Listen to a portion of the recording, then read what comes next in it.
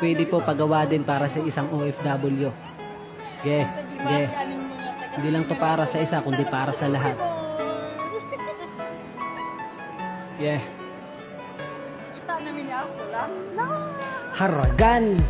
Isa ako sa Pilipino na piniling manayuhan dito sa ibang bansa para lamang matulungan ng aking mga pamilya kahit na medyo mahirap. Bawal dito ang mapagod, kailangan magsumika. Para sa aking pamilya ay kailangan magtiisin ng tabi ko ang lungkot at ang aking pagkamis. Bawat pawis ko bayad para to sa kanila. Ayos lang magsakripisyo basta kayo masaya. Kaya sana lang naman ay maintindihan nyo, kasi para sa inyo naman ginagawa ko. Minsan kami ay gipit din, meron kaming gasto. Kung di makapagbigay ay wag lang magtampo. Sobrang hirap ng lagay, kung sana ay alam nyo lang. Sana ay intindihin nyo din ang